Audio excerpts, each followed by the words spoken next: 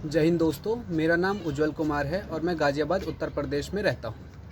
दोस्तों, जैसा कि आप सभी जानते हैं कि सीडेक के द्वारा मार्च के महीने में कोस्ट गार्ड नाविक, जीडी, डीबी और यांत्रिक के एग्ज़ाम कंडक्ट कराए गए, जिसका रिज़ल्ट कल ही अनाउंस किया गया है।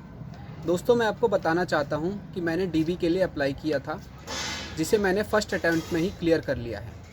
तो चलिए मैं आपको अपनी स्ट्रैटेजी के साथ साथ ये भी बताता हूँ कि आपको क्या करना चाहिए और क्या नहीं करना चाहिए, जिससे आप इस एग्ज़ाम को फ़र्स्ट अटैम्प्ट में ही क्लियर कर सकें। तो दोस्तों, सबसे पहले हम इसके सिलेबस के बारे में जान लेते हैं। दोस्तों, जैसा कि आप सभी जानते हैं कि ये 10th लेवल का एग्ज़ाम है, तो इसमें सिलेबस भी 10th क्लास तक का ही आता है, जिसमें मैथ्स के लगभग 20 क्वेश्चन होते हैं, जो कि अर्थमेटिक के मैक्सिमम होते हैं, जिसमें percentage, ratio, average, LCM, HCF ये सभी आ जाते हैं। साइंस के 10 क्वेश्चन होते हैं, जो 9th और 10th क्लास की बुक से आते हैं। इंग्लिश के 15 क्वेश्चन होते हैं, जो 8th क्लास से 10th क्लास तक के आते हैं।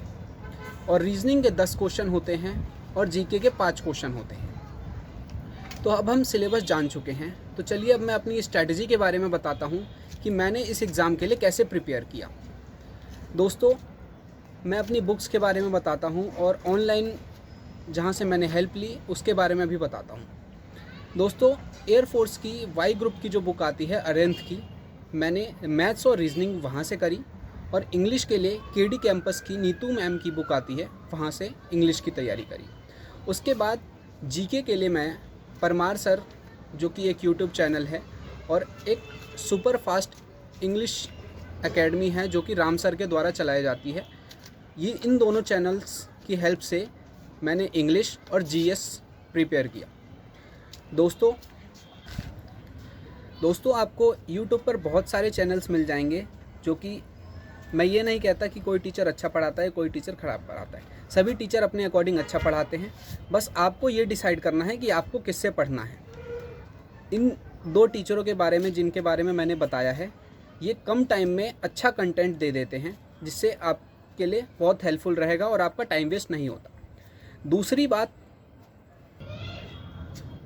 इनके द्वारा पढ़ाया गया सिलेबस बहुत ही ज़्यादा एग्ज़ाम ओरिएंटेड होता है, जिसमें से आपको डायरेक्ट क्वेश्चन भी देखने को मिल सकते हैं। तो चलिए अब मैं आपको ये बताता हूँ आपको क्या करना चाहिए और क्या नहीं करना चाहिए।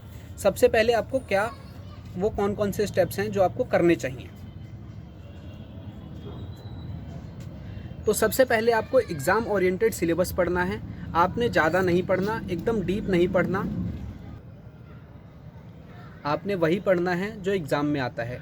और ये दोनों channel air force, coast guard, navy के लिए बेस्ट हैं। और आप अरिहंत की बुक यूज़ कर सकते हैं, अरिहंत में प्रैक्टिस भी अच्छी हो जाती है। और दूसरा आपको क्या करना है, दूसरा आपको करना है ऑनलाइन प्रैक्टिस, जो अक्सर बच्चे नहीं करते हैं। ऑफलाइन प्रैक्टिस सेट तो वो लगा लेते हैं, बट ऑफलाइन नहीं लगा पाते। इस बार से कोस्ट गार्ड और अक्सर सारे एग्ज़ाम्स जो हैं ऑनलाइन हो रहे हैं, जिससे कई बच्चे कंप्यूटर पे ऑनलाइन एग्ज़ाम नहीं दे पाते हैं, क्योंकि उन्हें कंप्यूटर चलाने की आदत नहीं होती है। तो आप ऑनलाइन मॉक भी ज़रूर लगाएं, जिससे आपकी हैबिट बन जाए, आप कंप्यूटर ईज़िली ऑपरेट कर सकते हैं। आप कहीं से भी मॉक टेस्ट लगा सकते हैं। मैं स्पेशली परमार सर के पीटीएस, जो कि वाई ग्रुप के लिए होते हैं, वो लगा रहा था, जो कि मैंने सिर्फ 8 से 9 पीटीएस ही लगाए थे, तभी मेरा कोस्ट गार्ड का एग्ज़ाम हो गया था, जिसमें से मुझे स्पेशली 8 से 9 क्वेश्चन डायरेक्टली देखने को मिले थे। तो अगर आप पीटीएस लगाएंगे तो वो भी बहुत फुल हेल्पफुल है। और अदरवाइज़ अगर आप किसी और भी टेस्ट सीरीज़ को लगाते हैं तो वो आपकी प्रैक्टिस को बूस्ट तो करेगा ही, साथ में आपको ऐसा भी हो सकता है कि उसमें से डायरेक्ट क्वेश्चन भी आपको देखने को मिल सकता है। और दूसरा, आपको कंप्यूटर पे एग्ज़ाम देने की हैबिट हो जाएगी, तो आप वहाँ पे ईज़िली एग्ज़ाम दे सकते हैं। चलिए अब मैं आपको बताता हूँ आपको एग्ज़ाम टाइम में क्या नहीं करना चाहिए। दोस्तों, आपने बहुत से यूट्यूबर्स को देखा होगा, वो एग्ज़ाम टाइम में ऐसी वीडियो की सीरीज़ चलाने लगते हैं, top 50 questions, top 25 question, top 20 questions, जिनके थंबनेल में ये लिखा रहता है कि यही क्वेश्चन एग्ज़ाम्स में आएंगे, और बच्चा डर के मारे उन्हीं को देखने लगता है। तो सबसे पहले ऐसा ना करें बिल्कुल भी। एग्ज़ाम टाइम में सिर्फ उतना पढ़ें जो आपने पहले से पढ़ा हुआ है, उसी को बार बार रिवाइज़ करें। कुछ भी नया पढ़ने की कोशिश ना करें और सोशल मीडिया से दूर रहें। दूसरी चीज़, आप जब एग्ज़ाम में क्वेश्चन सॉल्व कर रहे हैं तो आप वो कंटेंट सबसे पहले उठाइए जो सबसे ज़्यादा आपको आता है। आपने अगर रीजनिंग सबसे ज़्यादा आती है तो रीजनिंग उठाइए, इंग्लिश आती है तो इंग्लिश उठाइए, जीके आती है तो जीके उठाइए, मैथ्स आती है तो मैथ्स उठाइए। किसी भी एक टॉपिक पे रुकिए मत। अगर आपका कोई क्वेश्चन अटक रहा है तो उससे छोड़ के आगे बढ़िए, क्योंकि इसमें 60 क्वेश्चन 45 मिनट में करने होते हैं, यानी एक क्वेश्चन के लिए 1 मिनट भी नहीं मिलता। तो आप अगर किसी भी क्वेश्चन में अटकते हैं तो रुकिए मत, उस क्वेश्चन को छोड़ के आगे बढ़ जाइए।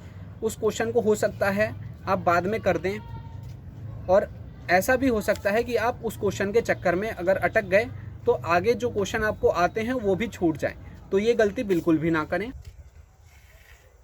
दोस्तों, अगर आप इस स्ट्रेटजी को और इन सारे बातों को ध्यान में रखेंगे तो ज़रूर आपका एग्ज़ाम फर्स्ट अटेम्प्ट में क्लियर हो जाएगा। चलिए, इसी के साथ जय हिंद, जय भारत।